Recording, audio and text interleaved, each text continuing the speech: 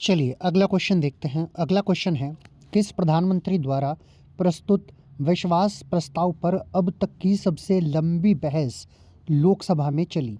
ये आपको बताना है। इसमें सही आंसर है अटल बिहारी वाजपेयी। इन प्रधानमंत्री के कार्यकाल के दौरान प्रस्तुत इनके द्वारा जो विश्वास प्रस्ताव किया गया था उस पर अब तक की सबसे लंबी बहस लोकसभा में चली है। थोड़ा अटल बिहारी वाजपेयी के बारे में देख लेते हैं एक्सप्लेनेशन इस क्वेश्चन का।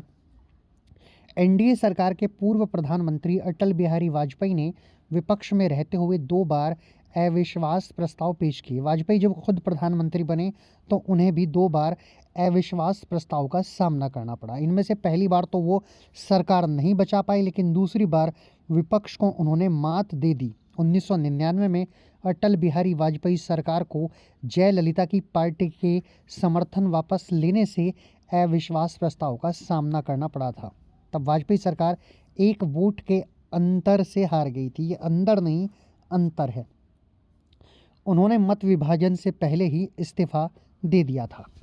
चलिए अगले क्वेश्चन की तरफ चलते हैं। एक मंत्रिपरिषद का क्रम दिया गया है, उसको आपको सही क्रम में व्यवस्थित करना है। मंत्रिपरिषद में वरीयता की दृष्टि से मंत्रियों का सही क्रम क्या है? इसमें सही क्रम है, पहले होते हैं कैबिनेट मंत्री, फिर होते हैं राज्य मंत्री और फिर होते हैं उप मंत्री। ये आप याद रखेंगे। चलिए इसका एक्सप्लेनेशन देख लेते हैं। मंत्रियों की 3 श्रेणियां हैं जो रैंक के अवरोही क्रम में इस प्रकार है।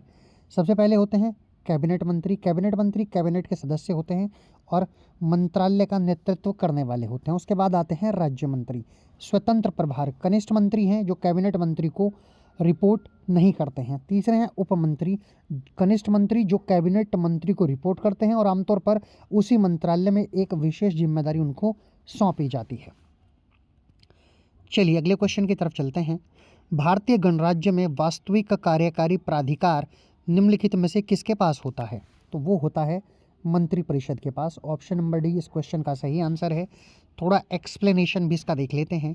केंद्रीय मंत्रिमंडल भारत गणराज्य में कार्यकारी अधिकार का प्रयोग करता है। इसमें वरिष्ठ मंत्री जिनको कैबिनेट मंत्री कहते हैं वो सम्मिलित होते हैं, जिनका नेतृत्व प्रधानमंत्री करते हैं। केंद्रीय मंत्रिमंडल नामक एक छोटी कार्यकारी निकाय भारत में सर्वोच्च निर्णय लेने की संस्था है।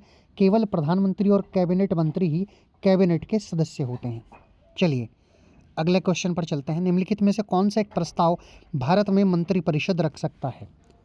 तो विश्वास प्रस्ताव को रखा जाता है मंत्रिपरिषद के द्वारा। विश्वास मत एक संसदीय प्रक्रिया है। इसके नियम 184 के अंतर्गत कराया जाता है। इस प्रस्ताव पर सदन में वोटिंग कराई जाती है, जिसके बाद यह ज्ञात हो जाता है कि कितने सदस्य सरकार के पक्ष में हैं और कितने सदस्य सरकार के खिलाफ हैं।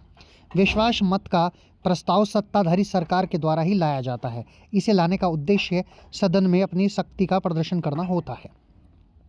अगला क्वेश्चन देखते हैं।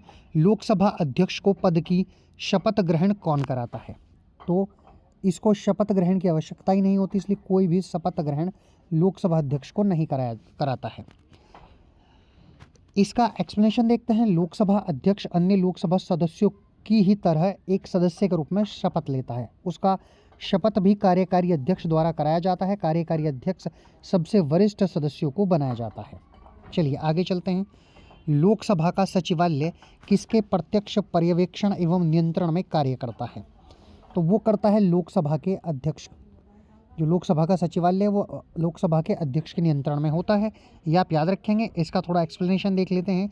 लोकसभा सचिवालय एक स्वतंत्र निकाय है जो माननीय लोकसभा अध्यक्ष के पूर्ण नियंत्रण और मार्गनिर्देशन में कार्य करता है। लोकसभा अध्यक्ष को उसके संवैधानिक और संवैधानिक उत्तरदायित्वों के निर्वहन में लोकसभा के महासचिव, जिनका वेतन, पद और दर्जा आदि भारत सरकार के सर्वोच्च रैंक के अधिकारी अर्थात मंत्रिमंडल सचिव के बराबर होता है।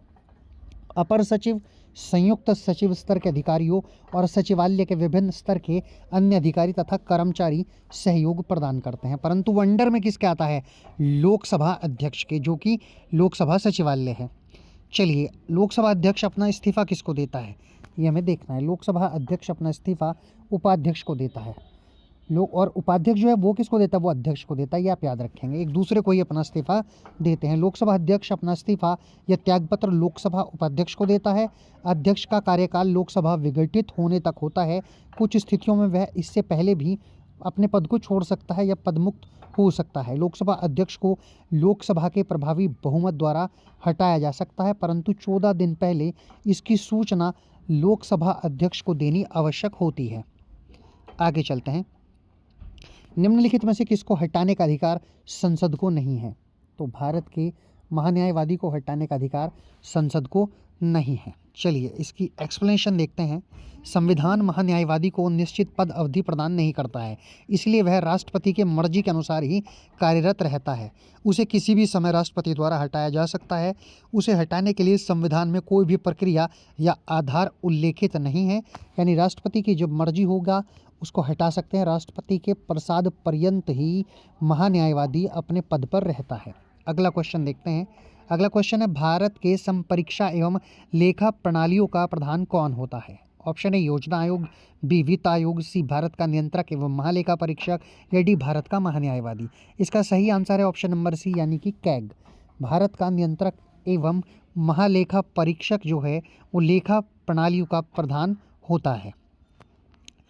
चलिए इस क्वेश्चन को थोड़ा ब्रीफली देख लेते हैं। भारत के नियंत्रक एवं महालेखा परीक्षक भारतीय संविधान के अध्याय 5 द्वारा स्थापित एक प्राधिकारी है जो भारत सरकार तथा सभी प्रादेशिक सरकारों के सभी तरह के लेखों का अंकेक्षण करता है। वह सरकार के स्वामित्व वाली कंपनियों का भी अंकेक्षण करता है। उसकी रिपोर्ट पर सार्वजनिक लेखा समितियां ध्यान देती हैं। भारत के नियंत्रक और महालेखा परीक्षक एक स्वतंत्र संस्था के रूप में कार्य करते हैं और इस पर सरकार का नियंत्रण नहीं होता। भारत के नियंत्रक और महालेखा परीक्षक की नियुक्ति राष्ट्रपति के द्वारा की जाती है। चलिए आगे चलते हैं। निम्नलिखित में से कौन भारत का कंसोलिडेटेड फंड का नियंत्रक एवं पर्यवेक्षक होता है? तो वो भी कैग ही होता है। इसको कहते हैं भारत का नियंत्रक एवं महालेखा परीक्षक। इस क्वेश्चन को भी हम थोड़ा समझ लेते हैं, देख लेते हैं। नियंत्रक एवं महालेखा परीक्षक के कार्यों के बारे में जान लेते हैं। वह भारत की संचित निधि, प्रत्येक राज्य की संचित और प्रत्येक संघ शासित प्रदेश जहां विधानसभा हो से सभी व्यय संबंधी यानी उनके खर्चों के जो भी संबंधी है लेखाओं की लेखा परीक्षा करता है, यानी कि ऑडिट करता है जितना भी खर्च हुआ है। कौन करता है? कैग। ऑप्शन नंबर बी इस क्वेश्चन का सही आंसर है।